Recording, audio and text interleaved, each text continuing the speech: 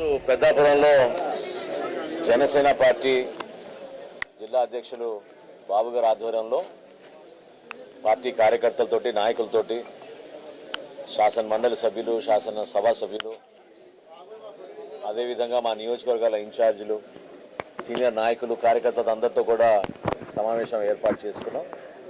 పవన్ కళ్యాణ్ గారి నాయకత్వంలో త్వరలోనే కూటమి ప్రభుత్వంలో మేము 1 సంవత్సరం పూర్తి చేసుకోబోతున్నాం.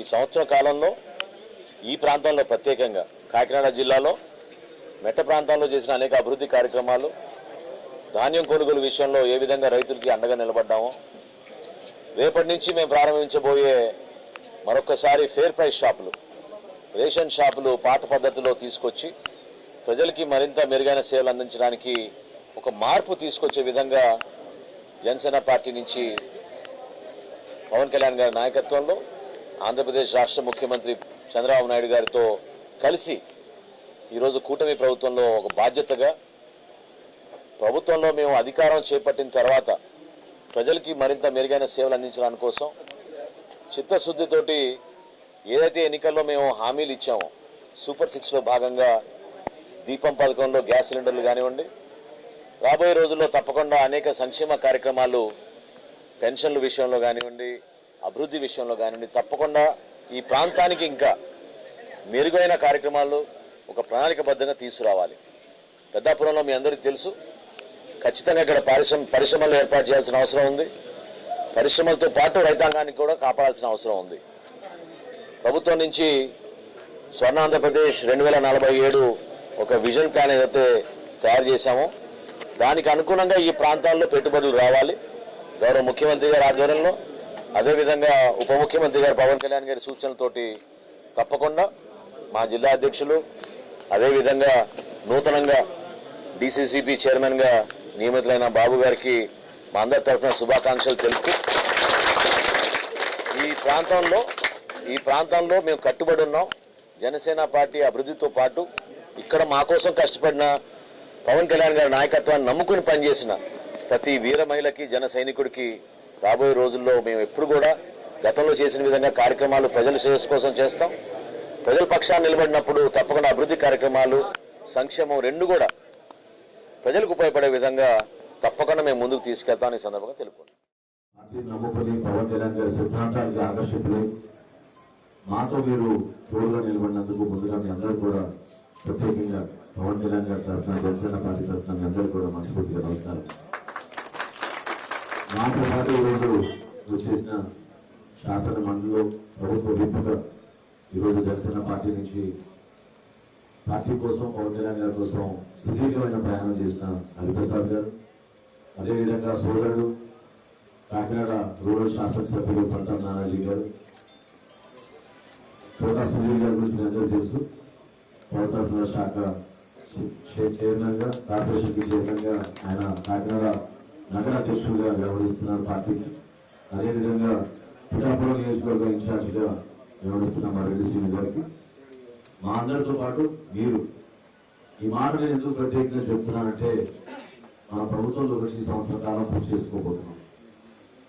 ఈ సుదీర్ఘమైన ప్రయాణం ఇందాక మీకు తుమ్మల్ బాబు చెప్పినట్టు ఒక నిబద్ధతతోటి పార్టీ కోసం పవన్ కళ్యాణ్ గారి కోసం ఎంతో మంది రాత్రి పగలు తపనతోటి పనిచేసిన వ్యక్తులు నిలబెట్టారు.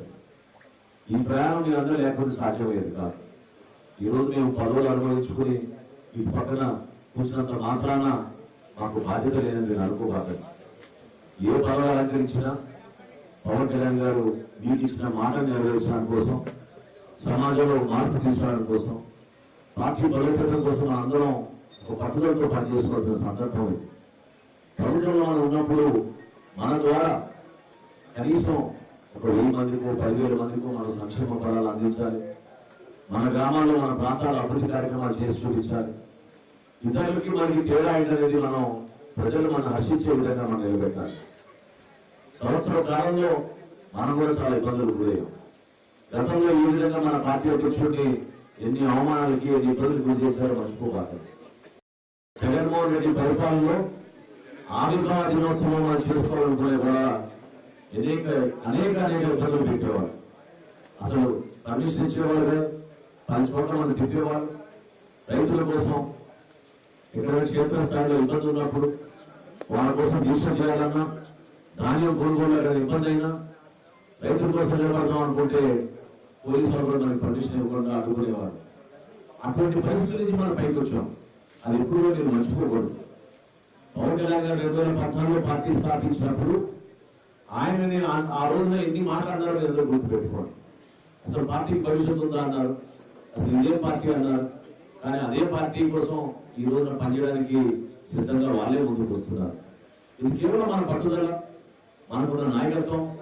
పవన్ కళ్యాణ్ గారు ఈ విధంగా ప్రజల్ని ఒక నమ్మకంతో రాష్ట్ర అభివృద్ధి కోసం మనం పనిచేద్దామనే తపనతో ఆయన తీసుకొచ్చిన కార్యక్రమాన్ని దయచేసి మీరు ఎవరు కూడా మర్చిపోబాకండి.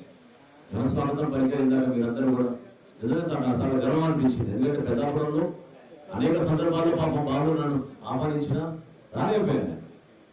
గతంలో కాకినాడ ప్రోగ్రాం చేసుకుంటూ వెళ్ళిపోయాము, ఏదో రోడ్డు మీద కలిసేవాళ్ళం తప్ప మీ కార్యాలయంలో, జనసేన పార్టీ కార్యాలయంలో మీ అందరి సమక్షంలో ఈ విధంగా మనం కార్యక్రమం చేసుకోవడం నిజంగా మనం గర్వపడాల్సిన అంశం.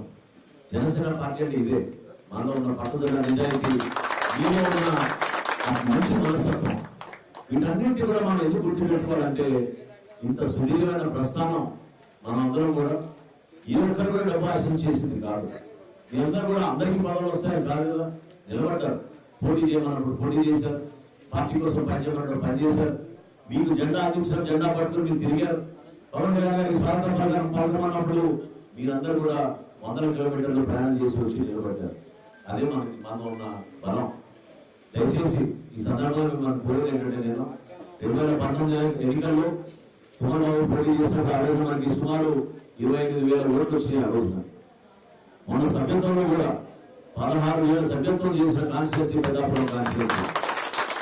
ఆ విధంగా మీరు నిలబెట్టారు. ఈ రోజు కూటమిలో భాగంగా మన పార్టీ దృష్టి తీసుకున్న నిర్ణయం మేరకు మనం ఈ రోజు తెలుగుదేశం పార్టీని ఇక్కడ గెలిపించాం. చిన్నరాజప్ప గారి సీనియర్ నాయకుడు, ఆయన కూడా ఈ ప్రాంతానికి ఎంతో సేవ చేశారు. ఆయన నిలబెట్టినప్పుడు మనస్ఫూర్తిగా అంగీకరించి ఆ నాయకత్వాన్ని బలపరిచి అందరూ కూడా ఏకగ్రీవంగా పనిచేశారు. ఆ స్ఫూర్తిని మనం నిలబెట్టుకోవాలి. ఎందుకంటే ఈ బాధ్యత మనది. ఈరోజు కూటమి ప్రభుత్వం, Telugu Desam party, Janasena party, Bharatiya Janata party కలిసి మనం ఆంధ్రప్రదేశ్ రక్షించుకోవాలన్న నిర్ణయంతో పవన్ కళ్యాణ్ గారు ఇచ్చిన పిలుపుని ఎవరు కూడా మర్చిపోబాకండి. ఇప్పటి సభలో ఆ రోజున ప్రతిపక్షం ఓటు చేయనివ్వను అనే మాట పవన్ కళ్యాణ్ గారు ఇచ్చిన మాట కట్టుబడి ఉండి నష్టమైన, కష్టమైన, ఇబ్బంది అయినా మన రాష్ట్రం కోసం, మన ప్రజల కోసం జనసేన పార్టీ మీకోసం నిలబడుతుందని ఆయన ఈ ప్రస్థానంలో మనందరినీ కూడా ముందుకు తీసుకొచ్చారు. మీరందరూ సంవత్సరం కాలం పూర్తయిన సందర్భంగా మీరు గతంలో ఉన్న పథకాన్ని మీరు మర్చిపోవాలి. ఏ విధంగా మనం కార్యక్రమాలు చేసాం సరే గుర్తు తెచ్చుకోండి. గుంతలున్న రోడ్డు గురించి ఆ రోజు సోషల్ మీడియాలో మనం ఏ విధంగా ఫోటోలు తీసి వాస్తవానికి ప్రజలకు ఏ విధంగా చూపించామో మీరు చూశారు. రైతాంగం ఎదుర్కొన్న కష్టాల గురించి అధ్యయనం చేసుకుని, అర్థం చేసుకుని ఈ రోజు భారతదేశంలో రైతుల దగ్గర ధాన్యం కొనుగోలు చేసిన 24 గంటల్లో వాళ్ళందరికీ కూడా మనం డబ్బులు వేసిన ఏకైక ప్రభుత్వం మన కూటమి ప్రభుత్వం. 1674 కోట్ల రూపాయలు బకాయిలు వెళ్ళిపోయిన జగన్మోహన్ రెడ్డికి చెప్పేటట్టుగా మనం రాగానే రైతులకి నెల రోజుల్లోనే 1674 కోట్లు గత ప్రభుత్వం చేసిన బకాయిల్ని చంద్రబాబు నాయుడు గారు, పవన్ కళ్యాణ్ గారి నాయకత్వంలో మనం రైతులకి మనం ఆ డబ్బులు ఇవ్వగలిగాం. అనేక కార్యక్రమాలు చేస్తున్నాం. పంచాయతీరాజ్లో పవన్ కళ్యాణ్ గారు ఈ రోజున ఏ విధంగా రోడ్లు తీసుకొచ్చి ఒక పల్లె పండుగ కార్యక్రమం ద్వారా ప్రతి గ్రామంలో మార్పు చూపించారు, చూశారు. అటువంటి ఆలోచన విధానాలు అనేవి ఉన్నాయి. అటువంటి నాయకత్వం మనలో ఉంది.